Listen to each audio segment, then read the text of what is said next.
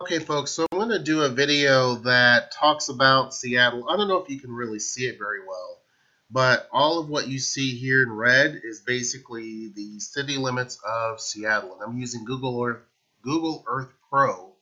And so basically it's going to show you the exact neighborhoods of where you can find some of the more affordable homes and apartments to live in.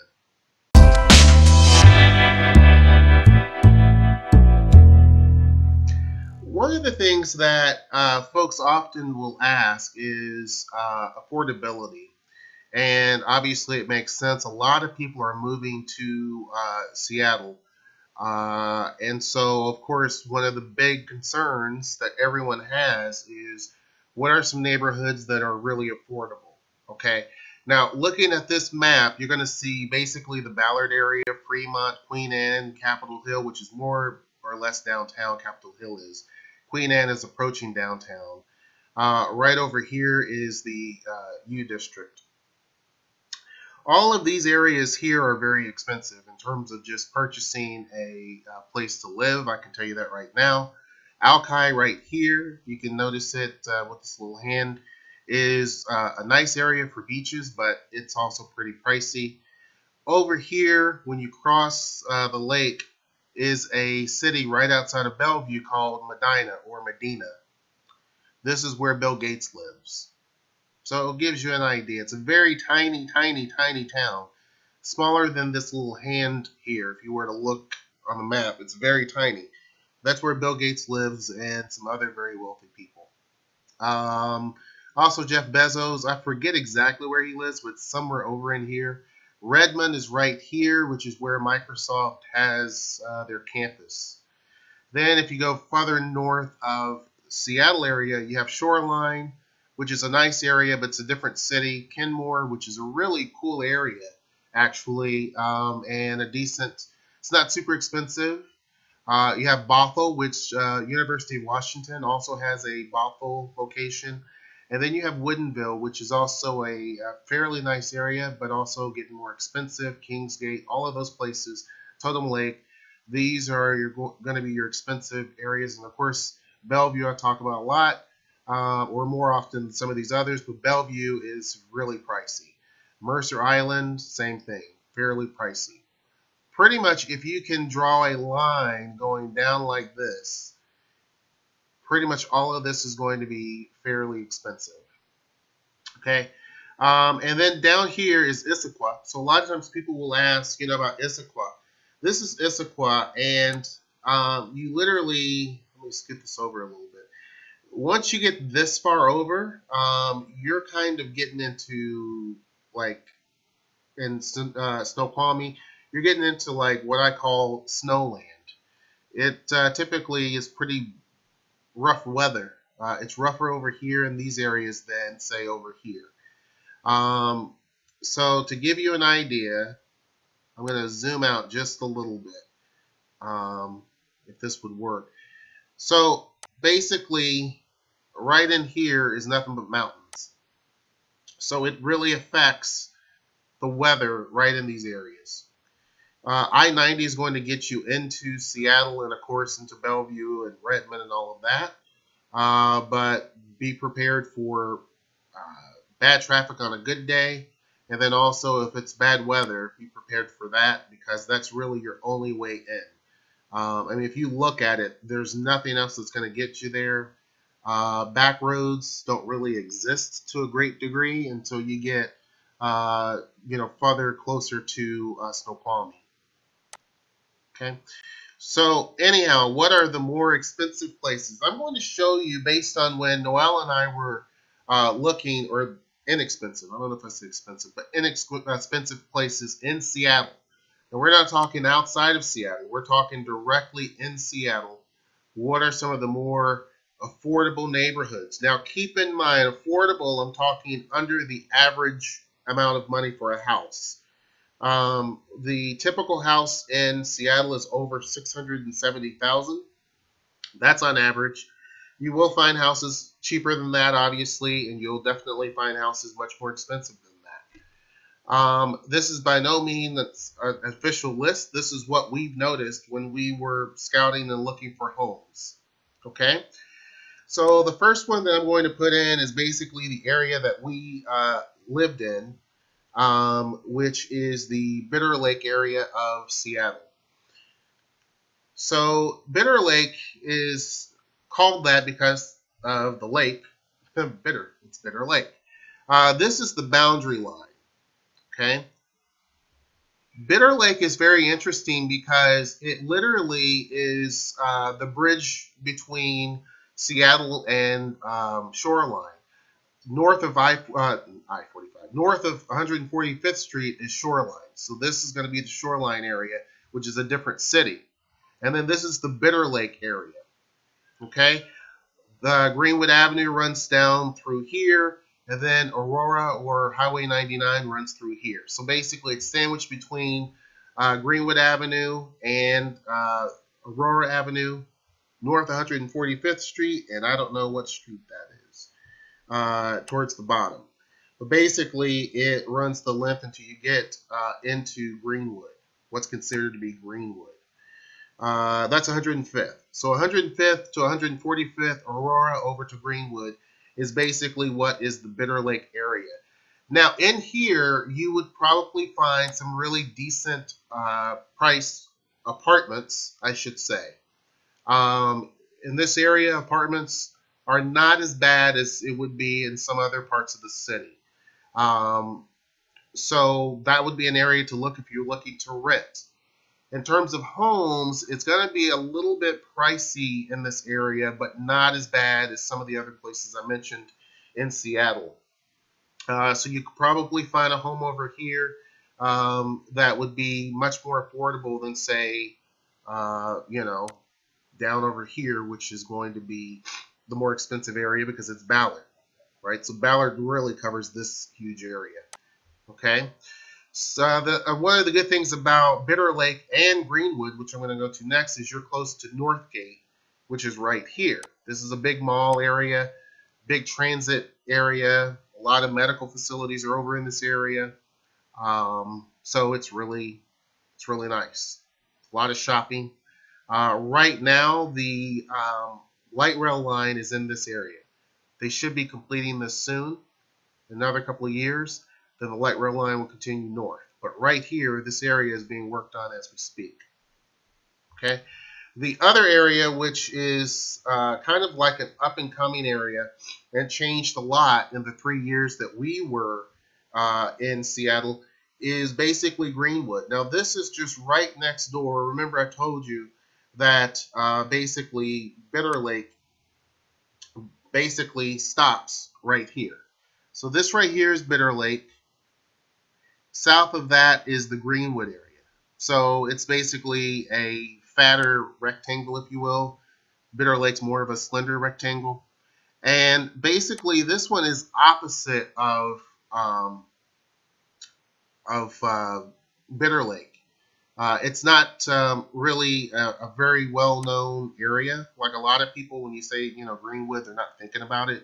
But it also is kind of border of, Aurora, which is Highway 99 right here.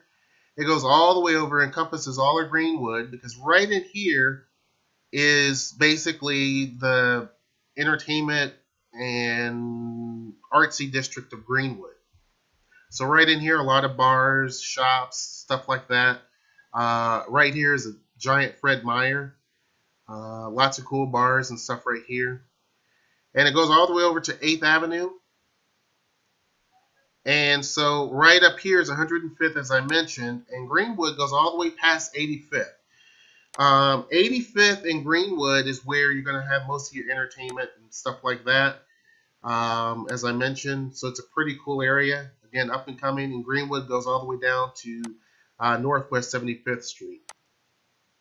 Now in here, you're going to have a lot more upscale stuff because, like I said, Greenwood is really starting to become a little bit more up and coming. It's a really desirable area because you have Green Lake right here. Depending upon where you are in Greenwood, you can literally just kind of walk. I mean, I know a lot of people that no matter where you are in Greenwood, they can walk to Green Lake. But Green Lake is right here. It's a very popular area to go to exercise and jog. People walk, run, bicycle, skate all around this entire lake. There's a lot of events that go on throughout the year, so it's a really, really cool area. So I would say Greenwood would be a good choice. Homes there are still going to be, I mean, for a lot of people in the country, expensive. But again, not as bad as over here in Ballard. Now, of course, Greenwood is very close to Ballard. Ballard has tons of, you kind of get the benefits. Ballard has tons of places to go and eat, and it's a very, very hip place to be. And Greenwood can get you there without the expense, so to speak. So you're close enough to Ballard to where you don't have to worry about the same expense that people in Ballard would face, I guess. I don't know how to phrase that. It's just more affordable. So both places, Greenwood and Bitter Lake, as far as apartments go, you're going to see a range. I'm going to talk about 2 bedrooms. You're probably going to look in the neighborhood of $1,400 for a 2-bedroom apartment, all the way up to probably $2,400 in terms of a range. So you definitely have to go around and look and see. You probably will be on a waiting list. Okay. The next one leaves this entire area, and it basically heads south. Okay, so to give you some idea before I do that, I-5 is right here. This is the only thing that's going to get you into downtown as far as an interstate, other than, you know, secondary roads. Okay, so I-5 is going to be it. Now, if you notice, I-5 is the only thing that's going to get you from Seattle all the way up to Canada. So all the cities between Seattle and Canada use I-5. And all the cities in the metro area, not counting those on the east side of Seattle, basically use I-5 to go up and down. So you're going to get all of that traffic. And that's why Seattle has such massive traffic issues, because of the density and just this one interstate. So right here is going to be the University of Washington. Okay. Currently, the light rail line stops right here. It's completed. So you can get on the light rail line from here and take it all the way into downtown Seattle, all the way out to the airport, and a little bit beyond. Okay, and then soon it's going to go right up to Northgate. Like I said, they're working on this, so they're connecting this portion right here. All right, so that's, and then of course the zoo is right here. Greenwood's right there. Okay, the next one that I'm going to go to is in the south. You know, we did a video when we went down south of Seattle, well, South Seattle, and we went to some of the school there, and you saw me on the little zip line. We're in that general area now. Rainier Beach is a pretty big area. It goes down Martin Luther King Jr. Way, which you're going to have the light rail line running straight through here. Okay, so part of MLK is going to have the light rail line just running straight down the street. It goes all the way over to the shoreline or the coastline, and then it goes all the way down here to South Bangor Street. So Rainier Avenue South, all the way over to Martin Luther King. Up. So it's just a huge, giant, weird loop. Kabuta Gardens is right there in the middle, so it's a really nice, cool place to visit. Here you're going to have a lot of affordability. And one of the perks about this is that you're so close to a lot of the job centers. Now, one thing that might be a bit of a problem for you is Boeing has their plant here, and there's a lot of planes that take off from here. Boeing Field is pretty busy, so you're going to be hearing a lot of noise. But other than that, I-5 runs right through here, and like I said, the light rail line is right in this area. This is where you can definitely find some affordable homes. Okay, same with apartments. Then if we go to south, another area called South Beacon Hill. Oop, I can type. Sorry guys, I'm still battling the cold and the flu and all that stuff. Basically, right in here was Rainier Beach, as I mentioned. And then basically right next to it, that kind of skirts up a sliver of the interstate. So pretty much kind of mostly interstate is going to be South Beacon Hill area. Again, when it comes to homes, you're going to find a lot of affordability here. So this would be another place that you might want to check. Now I'm going to talk about crime here in a second because that's something that everyone will always ask me about. When it comes to schools typically in all of Seattle is pretty good. So definitely check that information out. Now here's an area that's north of Delridge, and it's called Riverview. A lot of people don't know about it, but one of the telltale signs of this area, excuse me, sorry about that. One of the areas with that's known here is going to be South Seattle College. This is kind of a desirable area because, again, you're kind of close to a lot. Yeah, you're close to an industrial area, Boeing Field, but the cool thing is you have Alki over here in West Seattle. This is a very desirable area to live in. If you've never been to Alki Beach, you're truly missing out. I think it's probably one of the best beaches in Seattle, in my opinion. It reminds me of being in California. You just get that vibe. But this area here for now this was according to back in April, or maybe a little bit before April, actually. Yeah, you're going to find some expensive homes because you're getting close to the coast over here in desirable areas, but still you can find some decent priced homes, again, under that 600 and something range, and they don't need a whole lot of fixing up. Keep in mind that, the average price of a home is the price that it is, and that means that it is perfect. You don't really need to do much with it. When it's lower than that, typically you have to do a whole lot of overhauls in order to make the house look great. Maybe it's completely outdated. Maybe it's super small. Keep that in mind too. So homes may be much more what's considered to be affordable, but they may just be a one-bedroom. We saw so many one-bedroom, one-bath houses. We saw so many homes that were like just a few hundred square feet. So you're going to run into a lot of that. But these areas I mentioned, you're going to have a little bit more of a selection in terms of houses. Even though you're going to be paying still 400 and something thousand, you're still going to get a little bit more of a bargain and much more of a home, than you would if you were to go over to West Seattle, or if you were to go obviously over into Queen Anne, Magnolia, Interbay, all of those places, Ballard. This is very expensive. This entire area, pretty expensive. It's just a nice area. These areas over here, Madrona, are really nice as well. But again, you're talking a lot more money. So that's pretty much it. Columbia City. Some people will point out Columbia City. This is where you're going to see in this area a lot of diversity. In Seattle, this is where you're going to see a huge amount of people from other countries in this area. So yeah, Seattle technically does have an international district, which is right in this area. But really and truly, they should count this area as well, because there's a lot of different places in terms of people from Africa, Asian countries. There's a lot of businesses within this area, where people have actually moved to. Now, crime. Now, people will say that basically it's more affordable down here because it's crime-ridden, or there's more crime, or what have you. Really and truly, Seattle, it depends on what type of crime that you're referring to.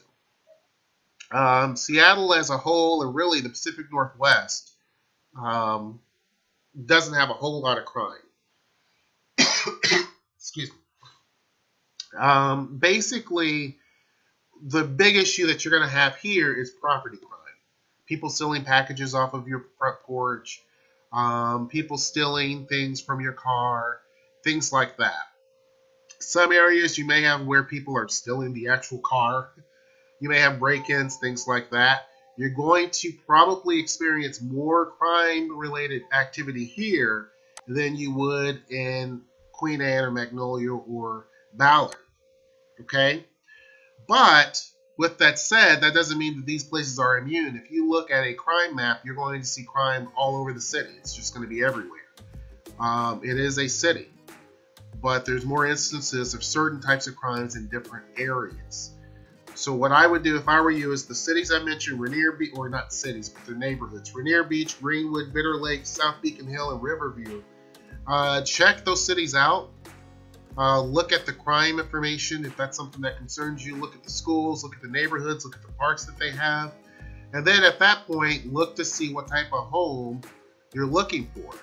If you're looking for something under the average of $670,000 and you're looking for a home that has excuse me, a lot of amenities to it, but that you don't have to do a lot of fixing up, then these are the 5 areas of the city that you probably want to consider. There are other areas too that people can mention, but these are going to be ones where you can get a lot more house for the money versus if you were to try to choose someplace else. Can you find a house in the Bellevue area for 400 and something thousand? Sure, but it's going to be very, very small, or probably hardly any yard.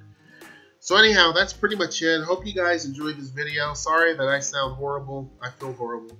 But anyway, that's pretty much it. If you have any questions, make sure you put them down in the comment section below.